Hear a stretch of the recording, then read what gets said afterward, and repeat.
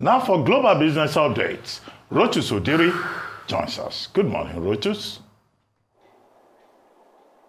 Good morning, Dr. Abati. Good morning, Ayo. Good morning, Rufai. Good morning to all our viewers out there. We begin in Asia, and it's a sea of red this morning across Asian equities. So from the Shanghai Composite Index in mainland China to the Nikkei 225 in Japan, the Kospi in Korea, the ASX S&P 200 in Australia dragged out mostly technology stocks, particularly in Hong Kong, also in Taiwan. Samsung falling, Nintendo, a number of technology stocks. It looks like they were dragged down by NVIDIA. We're going to get to NVIDIA in a moment when we get to the US. So that's what we're seeing with the Asian equities that were tracking Wall Street yesterday. So NVIDIA fell in after hours trading. Let's still stay in Asia and go to BYD. We had a number of earnings to report. So BYD reported, that is of course China's largest electric vehicle maker, revenues of $24.7 billion in the second quarter of this year, up by 26%. As far as electric vehicle deliveries, it was over 426,000 of them. That also climbing by double digits, 21% year-on-year growth.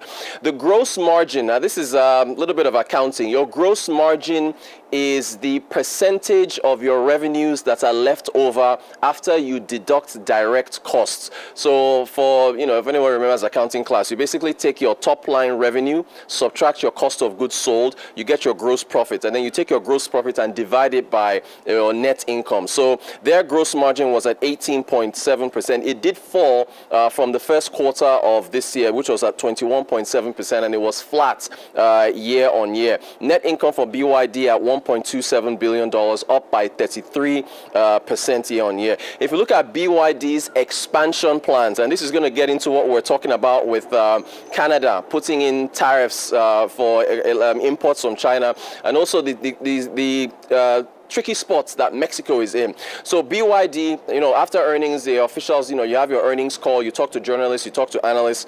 So they are targeting 50% of revenues in the future to come from overseas sales. They are talking to local dealerships in Canada. So I guess the best way for them to avoid those tariffs that are going to be coming is to, of course, set up factories and so on, and dealerships in Canada to avoid that. Hopefully that creates jobs. A similar situation with Mexico. Look at the factories there. They are planning in Turkey, in Hungary, in Brasilia, in Brazil. They're also planning a collaboration with Uber. They want to have, they're looking at self-driving cars and also providing vehicles to Uber drivers. And then more factories in Indonesia, Thailand, and also, as you see there, Mexico. So again, when we talk about what's happening on the geopolitical front, I guess no country is going to avoid or turn down you setting up a factory, foreign direct investments, creating jobs. BYD is expanding all over the place. Let's go to Europe. A continuation, of course, of Pavel Durov, the CEO of Telegram. They've officially come out with charges against him. He was released from prison on a €5 million bond. So he posted that bail. So he's out, but he is not allowed to leave France. His passport has been confiscated. The charges, a litany of charges. One of them is spreading of explicit child pornography on Telegram, also drug trafficking, and spreading of online hate. Apparently, the French authorities tried to get Telegram to cooperate with investigations for, on the platform. So wiretaps, and apparently, according to the Paris prosecutor, Laurie Becau, it was refuted by the company. So they were very uncooperative, and so they basically brought charge against him of aiding and abetting these activities. So, that continues to drag on. From Europe, I guess we go to the United States now, and the big story, of course, being NVIDIA. NVIDIA beat on its earnings. As far as consensus estimates are concerned, it did pretty well. So if you take a look at the numbers for NVIDIA, second quarter. Now, by the way, if you look at the top of your screen, you will see Q2 2025. That's not an error.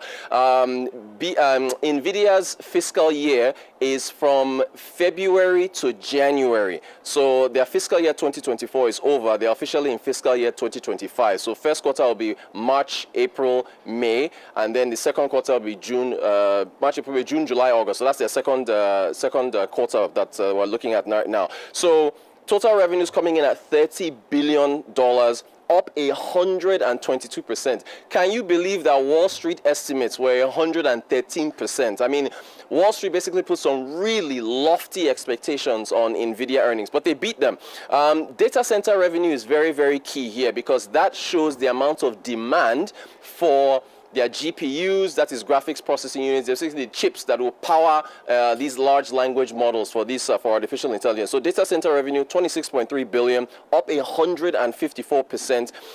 Their Q3 revenue forecast, this is part of the reason why the shares fell, even though the company did pretty well. So they're targeting this present quarter of 32.5 billion. You can see an estimate there of 32 billion, but according to what they call whisper estimates, these are estimates that Wall Street really hopes they hit. They're saying that was supposed to be 34 to 35 billion. So in that case, NVIDIA underperformed. And then gross margin coming up again. I showed you gross margin for BYD.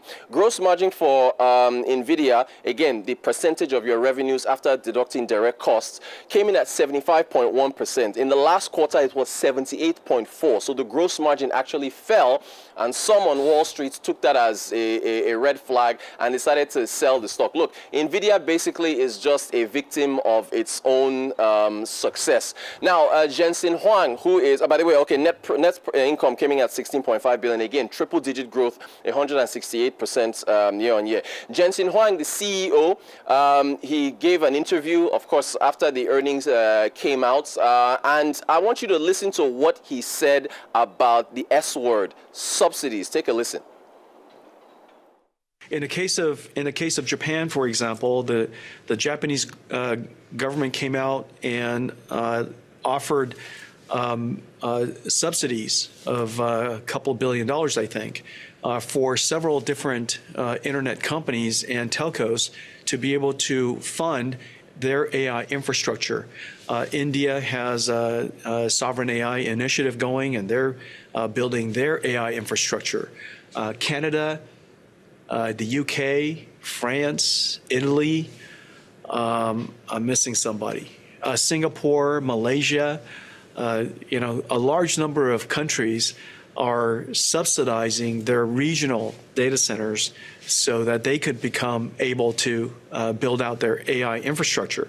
They recognize that their country's knowledge, their country's data, digital data, is also their natural resource. Not just the land they're sitting on, not just the air above them, but they realize now that their digital knowledge is part of their natural and national resource. And they ought to harvest that and process that and transform it into their national digital intelligence. And so this is what we call sovereign AI. You could imagine almost every single country in the world will eventually recognize this and build out their AI infrastructure. So, look, Rufai talks a lot about how China has subsidized electric vehicles, right? We keep arguing about fuel subsidies here. Can we move forward, as Dr. Abati likes to say? Can we move forward? Can we make progress and talk about subsidize? I have no issues with subsidies as long as it is what you are subsidizing. Peter Obi talked about it several times during the campaign, right? Although he was talking about borrowing. Are you borrowing for consumption or investment or production? So, and look, I will give it to Dr. Bosun Tijani and the ICT Ministry, the Digital Economy Ministry here in Nigeria. They are planting the seeds, but of course the issue now is money, right? Rufai mentioned it about how much money you can pump in, how much money can you allocate. I would argue you can take the 6.8 trillion naira in subsidies that you want to spend and give it to the ICT Ministry to, not all of it, but at least to build out AI data centers. That is the future. Data is oil, or the new oil. To Berkshire Hathaway, this was big news yesterday. Warren Buffett still making, this man is turning 94. Is it this year or later this month? He'll be 94. Now, Berkshire Hathaway, Warren Buffett, the sage of Omaha, a milestone crossed yesterday at the end of trading, hitting $1 trillion. This is the first the first U.S. non-tech company or non-tech U.S. company to hit 1 trillion. As you know, the NVIDIAs, the Apples, the Microsoft, they're already, those ones are in the 3 trillion mark. But it's really impressive for him. I think outside of Saudi Aramco, there's literally no other company that is not involved in tech that has hit that milestone. So good on Warren Buffett. He's still doing well, losing his partner, Charlie Munger, who passed away, as we know. We come to Nigeria, the front page of today's This Day newspaper, Nigeria's newspaper of record. You see the Nigeria Export Promotion Council, the NEPC, saying that we earned about $2.7 billion in non-export earnings. That's about an 8% climb from about 2.5 last year in the first half of 2023. Now, of course, I know Rufai will jump on the fact that we devalued the currency, and so our exports are cheaper. So I trust Rufai to bring that up. But the NEPC said, look, listen, you know, while Nigeria is slowly moving away from exporting raw agricultural items, which, you know, Rufai has talked about a lot, to going to more semi-processed products. So slowly we're getting there. But again, remember when we're looking at GDP figures yesterday or the day before about the oil story. Non-oil exports need to grow, even though the non-oil economy, contribution to GDP is 96%. Oil only contributes about 5%, but oil brings in 68 to 70% of your foreign exchange. So that's definitely where we need to go, but it's an encouraging sign. That's our business update for today. I mean, thank you, Rotus. The truth is, and I'm happy you played that video from the chief of NVIDIA, we need to be able to have a national roadmap for AI, which will also involve subsidies to these companies and subsidies to tech companies. I served as a mentor on one of government's initiative called Ideas Hub. I don't know what became of Ideas Hub today. A very good friend, Helen Anatogun, led that. And, you know, I served on that, mentoring startups and all of that. This was a couple of years ago. Truth has to be said. We need to be able to pump money into it to be able to get the future. Some level of subsidy, and it has to be intentional. Secondly, as regards France, there is no way you are going to devolve what is happening to Durov from politics. There are indications that Durov had been meeting with the Russians, his original homeland. You know, originally he didn't grow up in Russia, he grew up in Italy. So the Russians are courting him because he has great intellectual property. The French are also upset, and you cannot also devolve it from what has happened as regards Africa and the use of Telegram with Prigozhin and the likes. But the question we should also ask France is, if they are saying it's about censorship, other social media sites who have that problem of pornography and everything, which is also bad, why didn't you go after their CEOs? And have they accounted for what they did on the African continent? These were the same people that used FOCA to destabilize the African continent. These were the same people that banned Mogobeti's book about Cameroon and what the French were doing there. So it's not today, they always censor. All right, still in France, just to say that, yes, in fact, the other social media platforms are said to have had more scrutiny and have signed up to child protection schemes as opposed to Telegram, that for many years, the National Center for Missing and Exploited Children, NCEC, had tried to court Telegram to come on board in order to protect, to prevent child exploitation and to ensure that videos that promote child pornography is pulled down. They didn't sign up. The Take It Down project as well, which helps to take down revenge pornography, Telegram refused to join there as well. And so Durov in the past has spoken about how he's been, slight moderation, not as heavily looked into as other giants like Meta's apps and X and the like. So that comes under questions. But of course, the bigger conversation would be that they've accused Telegram of perhaps hosting terrorist organizations, gangs, as a result of the fact that they're not well moderated. To be honest, despite the fact that Durov himself had said he had been on exile from Russia as a result of the Kremlin, him not getting along with the Kremlin, details reveal that he has actually traveled to Russia about 50 times in the last few years. So that brings up to question some of these accusations. I believe that there'll be a lot more revelations from this case and perhaps might set a precedent for how social media platforms are regulated and to what extent owners would be held accountable for what goes on their platform and not be able to remove themselves from it. A number of things that he has to answer for. Pavel Durov, 39-year-old Russian-born billionaire with French and Emirati citizenship. Yes, the office of the prosecutor in Paris yesterday, indicted him, and he will probably go to trial, but he has paid a bail of 5 million euros, as you have said.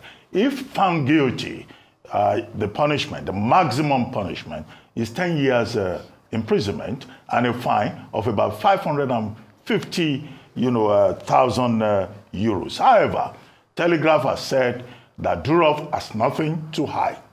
They also insist that he cannot be held responsible for the conduct of persons who use his social media platforms. So it's a developing story. We'll see how that plays out. Berkshire Hathaway has done even better than the S&P 500. The S&P 500 has increased this year by about 18%. But Berkshire Hathaway, the first non-tech company to reach the $1 trillion market capitalization range, has risen by about 28%. But tomorrow is the